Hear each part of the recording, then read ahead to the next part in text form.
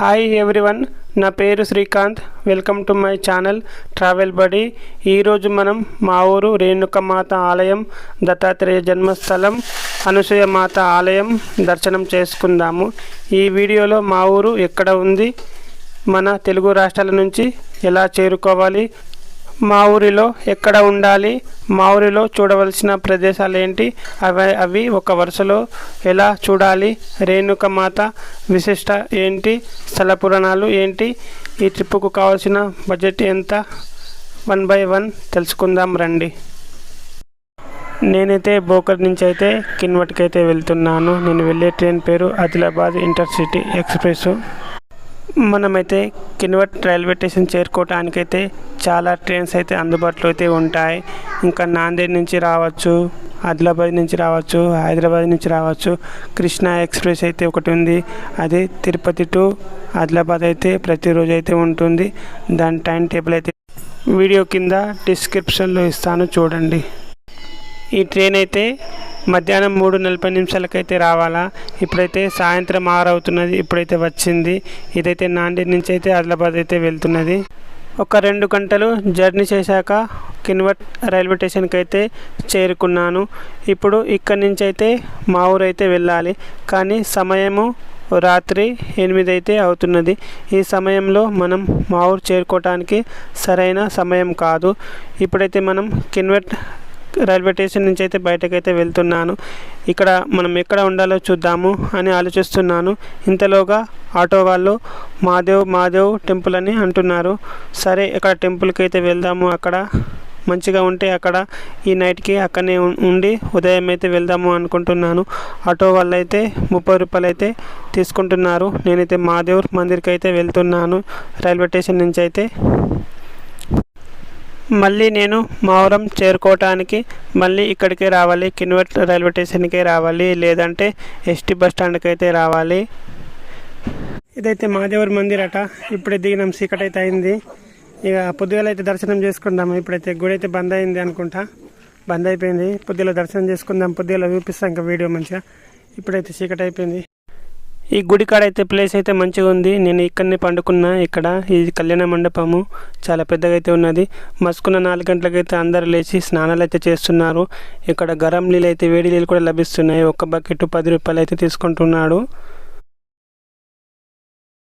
4 గంటలకే అందరు లేచి స్నానాలు అయితే చేస్తున్నారు.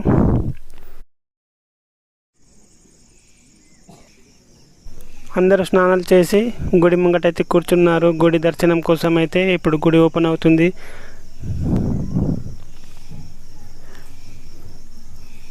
నేను ఫస్ట్ టైం వచ్చాను. ఇక్కడ టెంపుల్ అయితే మంచిగా సూపర్ అయితే ఉన్నది. ఇక్కడ గుడి పక్కన, గుడి వెనకాల వంటలు చేస్తున్నారు, భోజనం, అన్నదానం ఉంటుందట. ఇప్పుడు దర్శనానికి అయితే వెళ్తున్నాను. సోమేశ్వరి టెంపుల్, మాదేవ్ దర్శనం చేసుకోండి. చాలా బాగుంది లోపల మాదేవ్ మందిర్ అయితే. శివలింగం.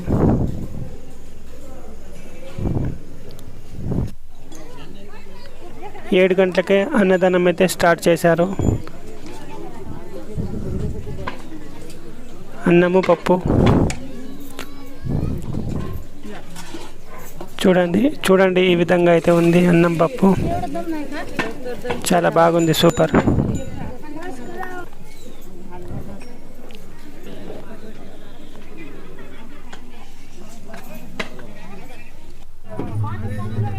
ఇప్పుడు దర్శనం అయిపోయింది. ఇప్పుడైతే కిన్వట్ రైల్వే స్టేషన్కి అయితే వెళ్తున్నాను. మావరం ఈ రైల్వే స్టేషన్ అయితే కిన్వట్ రైల్వే స్టేషన్. ఇది రైల్వే స్టేషన్ బయట. ఇక్కడ ఆటోలు అయితే కనిపిస్తున్నాయి. మనం ఎక్కడికైనా పోవాలనుకుంటే ఇక్కడ ఆటోలు అయితే లభిస్తాయి. మావరంకి వెళ్ళాలి అంటే పొద్దుగాల 8 గంటలకైతే ఒక బస్ అవుతున్నది. నేను డైరెక్ట్ అయితే ఈ బస్కి అయితే వెళ్తున్నా మావరము. ఇదైతే కిన్వట్ రైల్వే స్టేషన్. ఇక్కడ కింద ఆదిలాబాద్ కింద రావచ్చు, నాందేడ్ కింద రావచ్చు, ఇంకా హైదరాబాద్ కింద కూడా రావచ్చు.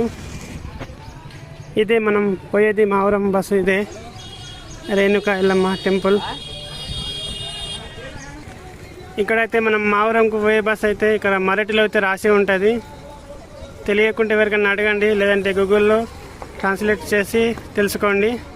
పొద్దుగాల అయితే 8 గంటలకైతే కిన్వట్ రైల్వే స్టేషన్లో అయితే ఉంటుంది. నేనైతే ఈ బస్కి అయితే వెళ్తున్నా. నేను రాత్రి వచ్చిన అక్కడ మాదేవ్ టెంపుల్కి అయితే వెళ్ళి అక్కడ పండుకున్నా.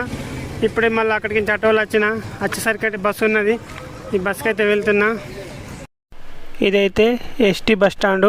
ఒకవేళ మనకు రైల్వే స్టేషన్లో బస్సు లభించకపోతే మనం ఎస్టీ బస్ స్టాండ్కి అయితే రావాలి. రైల్వే స్టేషన్ నుంచి అయితే బస్ స్టాండ్ రావడానికైతే ఆటో వ్యక్తి అయితే 10 రూపాయలు అయితే తీసుకుంటాడు. ఇక్కడ నుంచి మనకు మా ఊరు వెళ్ళటానికైతే చాలా బస్సులు అయితే లభిస్తాయి. అదేవిధంగా మనం మా ఊరు కాకుండా ఇంకా ఎక్కడికైనా మనం చేరుకోవాల్సిన గమ్యానికి కూడా చేరుకోవడానికైతే ఇక్కడ బస్సులు అయితే లభిస్తాయి. ఆదిలాబాద్, నిజామాబాద్, హైదరాబాద్, నాగ్పూర్, నాందేడ్ ఎక్కడికైనా మనం ఎక్కడికైనా ఇక్కడ నుంచి చేరుకోవచ్చు. అన్ని విధాలుగా అయితే బస్సులు లభించే సౌకర్యం అయితే ఇక్కడ బస్సులు అయితే ఉన్నాయి. కిన్వట్ నుంచి మా ఊరుకు బస్సు టికెట్ 70 రూపాయలు అయితే ఉంది. నేనైతే మహారాష్ట్రలోని బోకర్ నుంచి కిన్వట్కి అయితే వచ్చాను. ట్రైన్ టికెట్ 65 రూపాయలు అయితే ఉంది. కిన్వట్ నుంచి మా ఊరికి అయితే వెళ్తున్నాను. నేనైతే కిన్వట్ రైల్వే స్టేషన్లోనే నాకు బస్ అయితే లభించింది. నేనైతే ఇప్పుడు కిన్వట్ రైల్వే స్టేషన్ నుంచి అయితే మా ఊరికి అయితే వెళ్తున్నాను. బస్ టికెట్ 70 రూపాయలు అయితే ఉంది. మహారాష్ట్రలోని నాందేడ్ జిల్లాలోని మా ఊరు అనే ప్రదేశంలో రేణుకమాత ఆలయం అయితే ఉంది. మా ఊరు అనే ప్రదేశం తెలంగాణ, మహారాష్ట్ర సరిహద్దులో అయితే ఉంది. కిన్వట్ నుంచి మా ఊరు 48 కిలోమీటర్ల దూరంలో అయితే ఉంది. మా ఊరు చేరుకోవటానికైతే రైలు మార్గం అయితే లేదు. మా ఊరికి సమీపంలో దగ్గర ఉన్న కిన్వట్ రైల్వే స్టేషన్ అయితే ఉంది. కిన్వట్ రైల్వే స్టేషన్ మన తెలుగు రాష్ట్రాల నుంచి రావడానికైతే కృష్ణా ఎక్స్ప్రెస్ అయితే ఉంది. ఆదిలాబాద్, విజయవాడ, తిరుపతి, హైదరాబాద్ నుంచి అయితే కృష్ణా ఎక్స్ప్రెస్ ప్రతిరోజు అయితే ఉంటుంది. నేను దాని డీటెయిల్స్ అయితే వీడియో కింద పెడతాను, చూడండి. ఒకవేళ మనం ఫ్లైట్లో మా ఊరికి వెళ్ళాలి అనుకుంటే నాందేడ్లో డొమెస్టిక్ ఎయిర్పోర్ట్ అయితే ఉంది. ఈ ఎయిర్పోర్టు చాలా చిన్న ఎయిర్పోర్టు. మనకు అన్ని రాష్ట్రాల నుంచి అయితే ప్రతిరోజు అయితే ఫ్లైట్లు రావు. హైదరాబాద్ నుంచి అయితే డైరెక్ట్ కనెక్టివ్ అయితే ఉంది. ఒకవేళ మీరు ఫ్లైట్లో నాందేడ్ రావాలి అనుకుంటే వయా హైదరాబాద్ రావచ్చు. హైదరాబాద్ నుంచి నాందేడ్ రావచ్చు. తర్వాత నాందేడ్ ఎయిర్పోర్ట్ నుంచి మనం క్యాబ్లో మా ఊరు చేరుకోవచ్చు. మా ఊరు కరీంనగర్కు 269 కిలోమీటర్లు, నిజామాబాద్కు 196 కిలోమీటర్లు, నాగ్పూర్కు 232 కిలోమీటర్లు, నాందేడ్కు 131 కిలోమీటర్లు, నిర్మల్కు 138 కిలోమీటర్లు, హైదరాబాద్కు 372 కిలోమీటర్లు, ఆదిలాబాద్కు 81 కిలోమీటర్ దూరంలో అయితే ఉంది మా ఊరు అనే ప్రదేశం. నేనైతే వర్షాకాలం జూన్ నెలలో అయితే వచ్చాను. ఇంకా పంటలు ఏమీ పెట్టలేరు, ఖాళీగానే కనిపిస్తుంది. ఇక్కడైతే ఒక బస్సు అయితే ప్రాబ్లంలో అయితే ఉంది. ఆ బస్సుల నుంచి మా బస్సులకైతే ఎక్కిస్తున్నారు మందిని అయితే.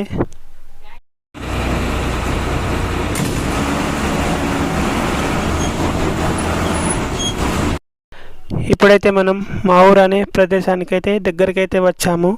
మనకైతే మొత్తం ఘాట్ రోడ్ అయితే కనిపిస్తుంది, చూడవచ్చు. 5 కిలోమీటర్ దూరంలో నుంచే మనకు ఘాట్ రోడ్ అయితే కనిపిస్తుంది. ఇప్పుడు మనమైతే మా ఊరికైతే చేరుకున్నాము. మా ఊరు ఒక స్మాల్ టౌను. ఇదే మా ఊరు ఎస్టీ బస్ స్టాండు. మళ్ళీ మనం ఎక్కడికైనా వెళ్ళాలి అనుకుంటే మళ్ళీ మనం ఇక్కడికే రావాలి, ఎస్టీ బస్ స్టాండ్కు. ఇక్కడ నుంచి మనకు బస్సులు అయితే లభిస్తాయి అన్ని చోట్లకు ఎక్కడికైనా వెళ్ళాలి అనుకుంటే. 2 గంటలు జర్నీ చేశాక మా ఊరం చేరుకున్నాము. ఇప్పుడు మనం బస్ స్టాండ్ నుంచి బయటకైతే వెళ్ళాలి, మెయిన్ రోడ్కు. అక్కడ మనకు ఆటోలు లభిస్తాయి కొండపైకి చేరుకోవడానికి. బస్ స్టాండ్ నుంచి కొండపైన రేణుకమాత ఆలయం 4 కిలోమీటర్ల దూరంలో అయితే ఉంటుంది. బస్ స్టాండ్ నుంచి బయటకు రాగానే లొకేషన్ ఇలా ఉంది. ఇక్కడ మనకు ఎదురుగా కనిపిస్తున్నాయన్నీ హోటల్సే. మనకు 500 నుంచి 1200 దాకా ఏసీ, నాన్ ఏసీ రూములు అయితే లభిస్తాయి మనకు ఇక్కడ హోటళ్ళు. అలా బస్ స్టాండ్ నుంచి ఇలా బయటకు వచ్చిన తర్వాత మనకు ఇక్కడ ఆటోలు అయితే కనిపిస్తున్నాయి కదా, ఇవే ఆటోలు. మావురం ఆలయానికి కొండపైకి వెళ్ళటానికి మనమైతే ఆటో వాళ్ళతోని మాట్లాడుకోవాలి. ఇంకా చూడండి, మెయిన్ రోడ్డు పక్కన హోటల్ అయితే కనిపిస్తున్నాయి. మనం చూసుకొని తీసుకోవచ్చు రూములు అయితే ఇక్కడ. ఇప్పుడు నేనైతే రేణుకమాత ఆలయం కొండపైకి అయితే వెళ్తున్నాను.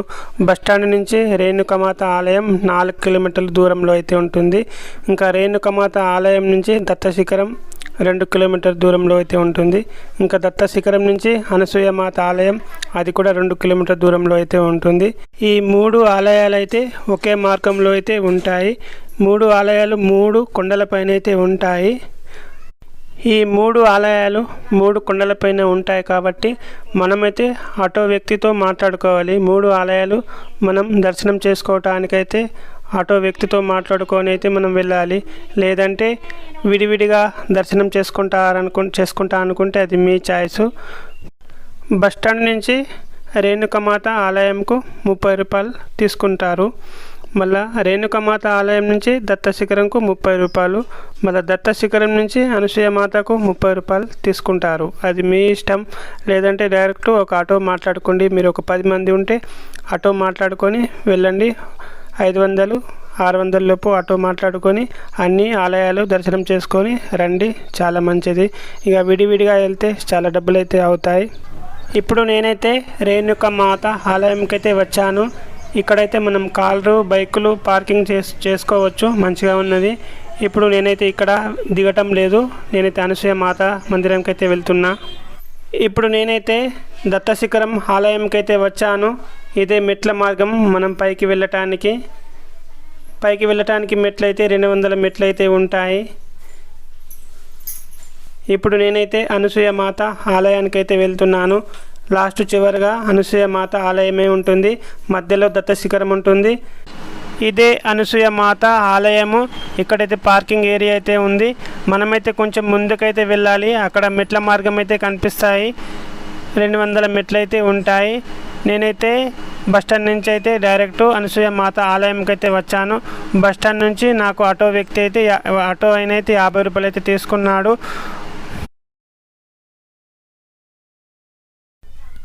ఇక్కడ నుంచి కొంచెం ముందుకు వెళ్తే మెట్ల మార్గం అయితే కనిపిస్తుంది.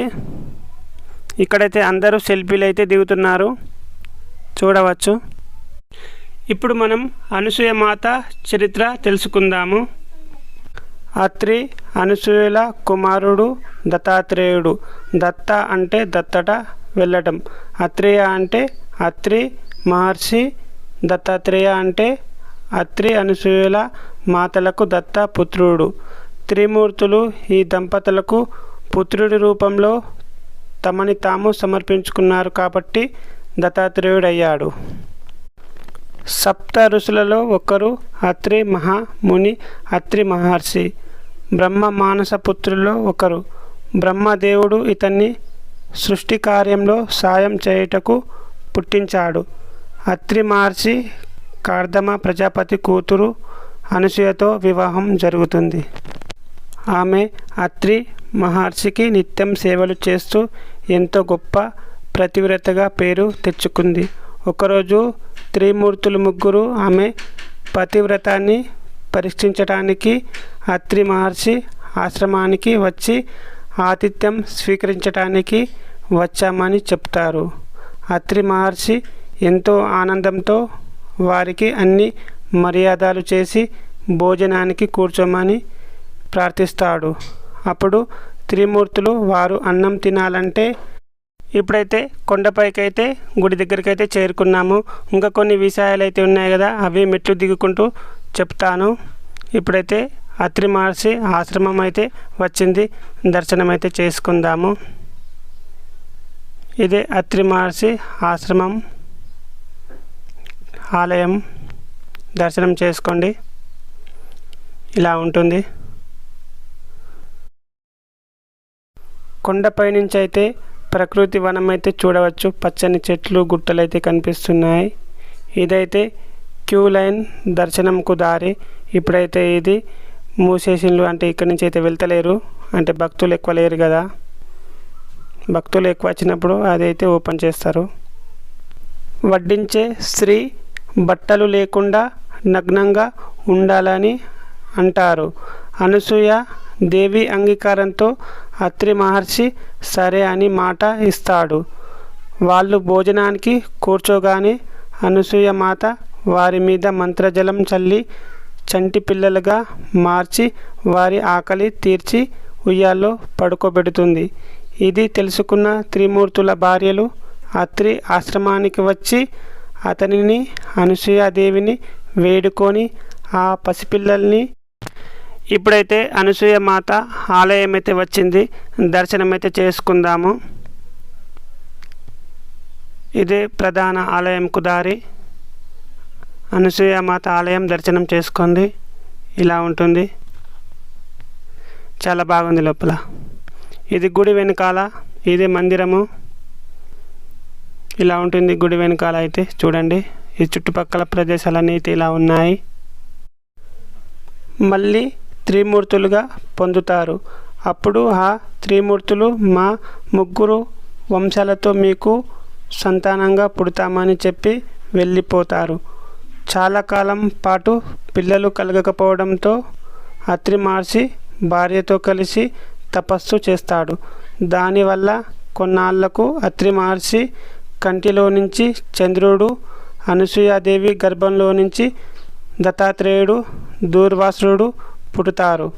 దత్తాత్రేయుడు విష్ణుమూర్తి అవతారంగా, చంద్రుడు బ్రహ్మ అవతారంగా, దూర్వాసుడు మహాశివుని అవతారంగా చెప్తారు. కొంతకాలం ముగ్గురు అత్రి మహర్షి వద్ద పెరిగిన అనంతరం బ్రహ్మ అవతారమైన చంద్రుడు, శివుని అవతారమైన దూర్వాసుడు తన వంశాలను దత్తుడిలో లీనం చేసి దూర్వాసుడు తపస్సుకు వెళ్తాడు. చంద్రుడు తన స్థానానికి వెళ్ళిపోతాడు. ఆ ముగ్గురి వంశాలతో దత్తాత్రేయుడు దర్శనమిస్తాడు. ఈ ప్రదేశాన్ని దత్తాత్రేయ జన్మస్థానంగా చెప్తారు. నేనైతే అనసూయ మాత ఆలయం అయితే దర్శనం చేసుకొని అయితే దత్తశిఖరంకి అయితే వెళ్తున్నాను. అనసూయ మాత ఆలయం నుంచి దత్తశిఖరం అయితే 2 కిలోమీటర్ల దూరంలో అయితే ఉంటుంది. నేనైతే నడుచుకుంటూ అయితే వచ్చాను. నేనైతే ఇప్పటి వరకు చెప్పాను కదా, అత్రి మహర్షి అనసూయ మాత కుమారుడు దత్తాత్రేయుడు వెలిసిన ప్రదేశం ఇది. ఇప్పుడు నేను వెళ్తున్న షార్ట్కట్ ఇది.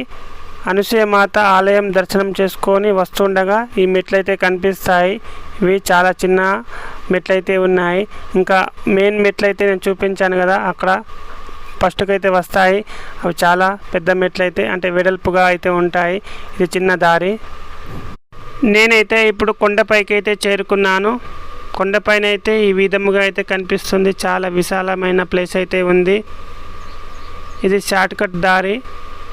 ఇంకా మెయిన్ మార్గం అయితే చూపిస్తా, అది కూడా ఉంది, మెట్ల మార్గమే అది కూడా. ఈ కొండపైకి అయితే దారి అయితే ఉంది వాహనాలు రావటానికైతే. ఇప్పుడైతే కొంచెం వర్క్ నడుస్తున్నది, అందుకోసం అది కొంచెం మూసేశారు ఆ దారి. అది చూపిస్తా తర్వాత. కింద మెట్ల మార్గం పక్కన అయితే ఉంటుంది. ఇవి కనిపిస్తున్నాయి, ఇవేమో నాకు తెలియదు, దీని గురించి నేనైతే చెప్పటం లేదు.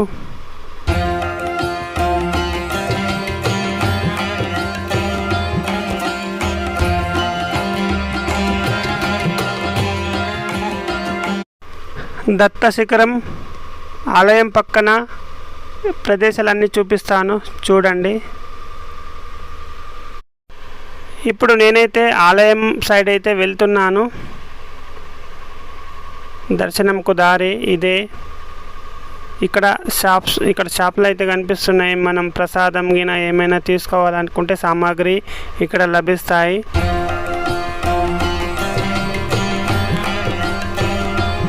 అన్నదానం సత్రం ఇక్కడ మధ్యాహ్నం అయితే 12 నుంచి 1-2 గంటల మధ్యలో అయితే భోజనం అయితే లభిస్తుంది, ప్రసాదము.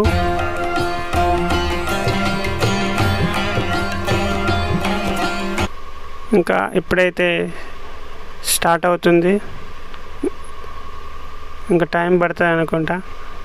ఆలోపు మనం దర్శనం చేసుకొని వద్దాం.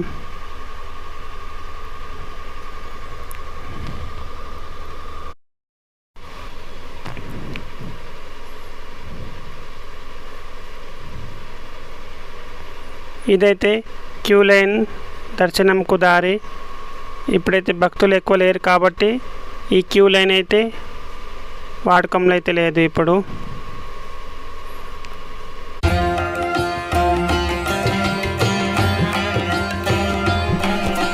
ఇదే దత్తాత్రేయ ఆలయం. లోపలికైతే వెళ్ళాలి ఇటు సైడ్ నుంచి అయితే.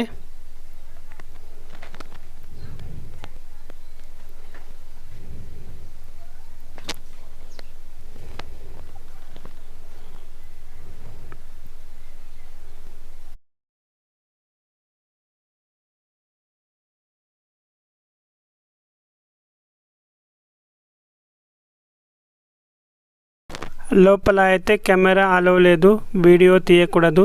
ఈ ప్రదేశం అయితే దత్తాత్రేయ జన్మస్థలం లేదా దత్తాత్రేయుడు నిద్రించిన స్థలంలో అయితే శివలింగం అయితే ఉంటుంది. దర్శనం చేసుకోండి. గుడి వెనకాల మహాపురుషుల సమాధులు అయితే ఉన్నాయి.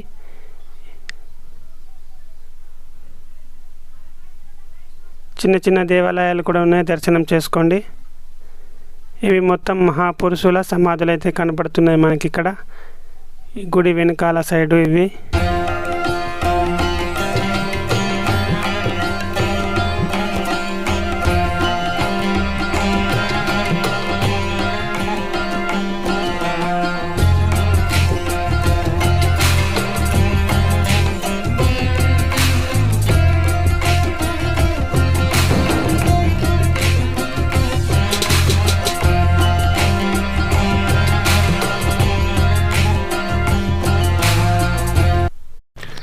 దర్శనం అయితే అయిపోయింది. నేనైతే బయటకైతే వెళ్తున్నాను. ఇప్పుడు అన్నం తినడానికైతే వచ్చాను. ఇక్కడ అన్నదానం అయితే స్టార్ట్ అయింది. ఇప్పుడు మధ్యాహ్నం 12 అవుతుంది టైం అయితే.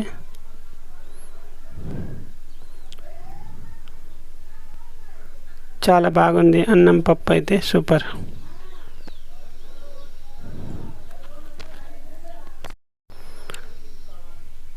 దత్తాత్రేయ ఆలయం దర్శనం చేసుకున్న తర్వాత మనం సీదా వచ్చినట్టయితే మెట్ల మార్గం అయితే కనిపిస్తుంది. నేనైతే వేరే సైడ్ నుంచి అయితే పైకైతే వచ్చాను. ఇప్పుడు ఇవైతే మెయిన్ మెట్లు. ఇక్కడి నుంచి అయితే నేను కిందికైతే వెళ్తున్నా.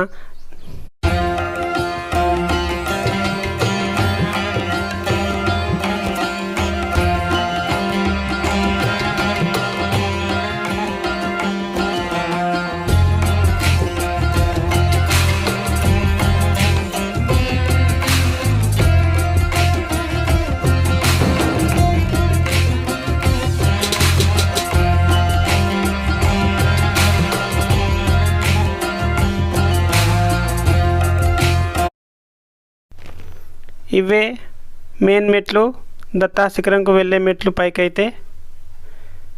దీని పక్కన రోడ్డు మార్గం అయితే కనిపిస్తుంది, చూపిస్తా. ఇప్పుడైతే కొంచెం వర్క్ నడుస్తుంది. ఇదే అక్కడ బైకులు అయితే కనిపిస్తున్నాయి కదా, అదే పైకి వెళ్ళే దారి.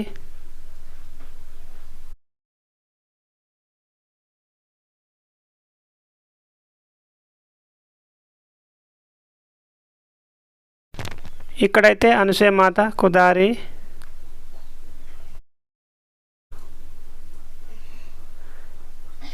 ఇటు దత్త శిఖరంకు పైకు దారి.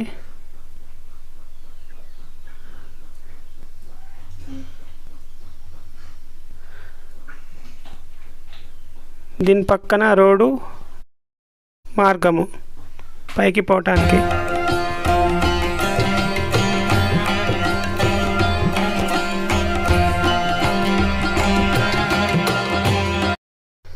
ఇప్పుడు నేనైతే రేణుకమాత ఆలయంకి అయితే వెళ్తున్నాను. నాకైతే ఒక వ్యక్తి బైక్ అయితే లిఫ్ట్ ఇచ్చిండు. బైక్ పైన అయితే వెళ్తున్నాను. రేణుకమాత ఆలయం అక్కడ కనిపిస్తుంది కదా, అదే కొండపైన అయితే రేణుకమాత ఆలయం అయితే ఉంది.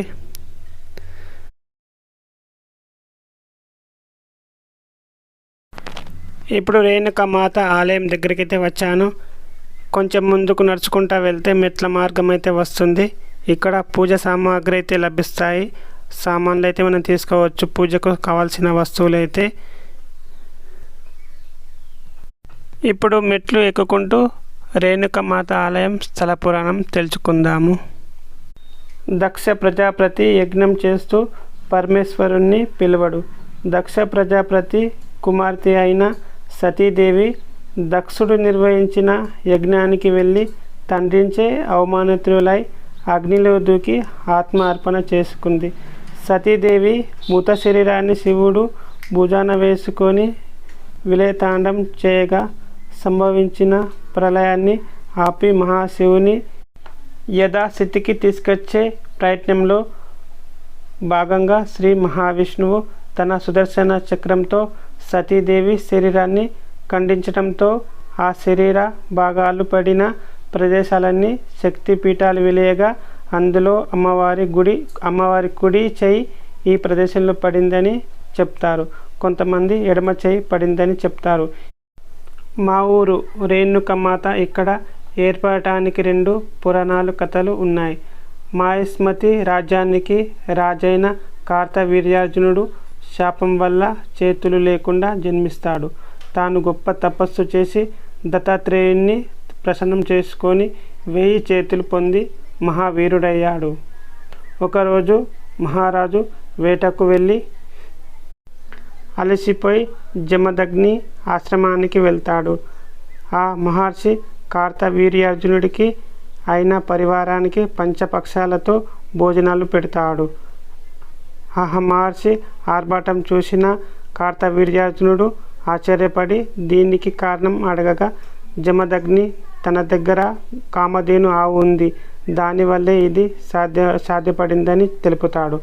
ఆ గోవులు తమకు ఇవ్వమని ఆ మహారాజు కోరుతాడు. జమదగ్ని నిరాకరిస్తాడు. కార్తవీర్యార్జునుడు బలవంతంగా ఆ గోవులు తోలుకపోతాడు. పరశురాముడు ఇంటికి వచ్చి విషయం గ్రహించి మాహిష్మతికి పోయి కార్తవీర్యార్జునుడితో యుద్ధం చేసి అతని 1000 చేతులు తలను తన అఖండ శక్తితో ఛేదిస్తాడు. ఈ విషయాన్ని తన తండ్రికి విన్నపించగా తండ్రి మందలించి 1 సంవత్సరం పాటు వివిధ పుణ్యక్షేత్రాలు వెళ్ళి రమ్మంటాడు. ఒకరోజు పరశురాముడు ఇంట్లో లేని సమయం చూసి కార్తవీర్యార్జునుడు కుమారులు జమదగ్ని తలని నరికి మాహిష్మతి పట్టణానికి పోతారు. పరశురాముని తల్లి రేణుక తండ్రి శవంపై రోదిస్తూ 21 మార్లు గుండెలు బాదుకుంటూ పరశురాముణ్ణి పిలుస్తుంది. పరశురాముడు మాహిష్మతికి పోయి కార్తవీర్యార్జునుడు కుమారులను చంపి జమదగ్ని తలను తెచ్చి ముండానికి అతికించి జమదగ్నిని బతికిస్తాడు. ఆ తర్వాత పరశురాముడు యావత్ క్షత్రియ జాతిపై ఆగ్రహించి వారిపై 21 మార్లు దండ ఎత్తి క్షత్రియ వంశాలను నాశనం చేస్తాడు. శామంతకం, పంచకం అనే 5 సరస్సులను క్షత్రియుల రక్తాలతో నింపి పరశురాముడు తల్లిదండ్రులకు అర్పణం చేస్తాడు. తండ్రి సలహా మేరకు పరశురాముడు పాప పరిహారార్థం కోసం ఈ ప్రదేశంలో తపస్సు చేసి యజ్ఞం చేయగా ఆ యజ్ఞంలో నుంచి ఏకవీరాదేవి ప్రత్యక్షమై పరశురాముని పాపాల నుంచి విముక్తి చేసి ఆ తర్వాత పరశురాముని కోరిక మేరకు అమ్మవారు ఇక్కడనే కొలువై ఉందని స్థల పురాణాలు. ఈ ఆలయానికి సంబంధించిన మరొక స్థల పురాణం ఏమిటంటే రేణుకమాత జమదగ్ని మహర్షి ఈ ప్రదేశంలో నివసించేవారని కొంతమంది, లేదు జోగులాంబ శక్తిపీఠం ఉన్న అలంపూర్లో నివసించేవారని కొంతమంది చెప్తారు. ఒకరోజు రేణుకాదేవి పూజకు నీరు తేవటానికి చెరువు దగ్గరకు వెళ్ళింది. అక్కడ గాంధర్వుల జలకేలు చూసి మనసు చెలించి అలాగే చూస్తూ ఉండటం వల్ల తిరిగి రావటానికి ఆలస్యమైంది. పూజకు ఆలస్యం అవటంతో కోపగించిన జమదగ్ని మహర్షి అక్కడ ఏమి జరిగిందో అని తన దివ్య దృష్టితో చూసి ఆగ్రహంతో జమదగ్ని మహర్షి ఆమె శిరస్సును ఖండించమని కొడుకులకు ఆదేశిస్తాడు. పెద్ద కొడుకులు అందుకు సమ్మతించరు. తల్లిని సోదరులను ఖండించమని జమదగ్ని పరశురాముణ్ణి ఆదేశించగా అతడు తండ్రి చెప్పినట్లు చేస్తాడు. జమదగ్ని సంతోషించి ఏమైనా వరం కోరుకోమనగా పరశురాముడు తల్లిని సోదరులను బతికించమంటాడు. ఈ విధముగా పరశురాముడు తన తల్లిని సోదరులను బతికించుకుంటాడు. పరశురాముడు రేణుకమాత తల నరికినప్పుడు ఈ ప్రదేశంలో పడిందని చెబుతారు. రేణుక మాత కొడుకు అయిన పరశురాముడి ఆలయానికైతే వెళ్తున్నాము. మెట్లు అయితే ఉన్నాయి, 150 మెట్లు దిగాలి, మళ్ళీ ఎక్కాలి. ఇదే పరశురాముని ఆలయం. చుట్టుపక్కల రేకులైతే షెడ్ మంచిగా ఉంది, విశ్రాంతి తీసుకోవచ్చు. మనకైతే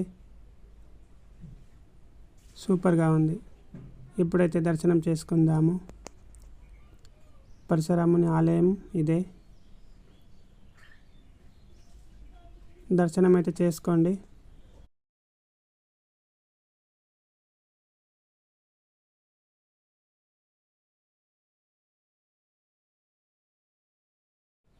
ఇక్కడైతే అన్నదానం అయితే చేస్తున్నారు మధ్యాహ్నం పూట.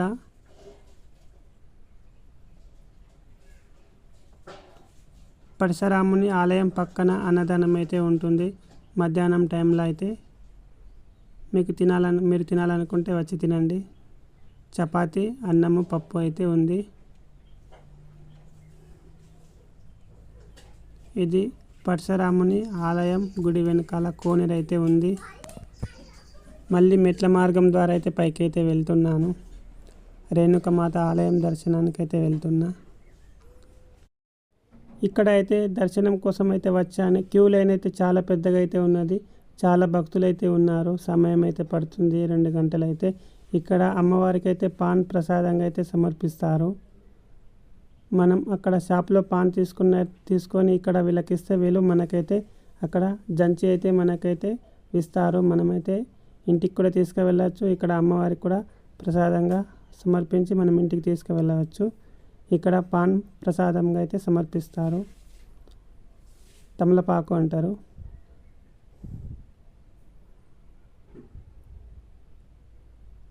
అమ్మవారికి పాన్ ప్రసాదంగా అయితే సమర్పిస్తారు. ఇక్కడ ఈ క్యూ లైన్ అయితే చాలా అయితే పెద్దగా అయితే ఉంది.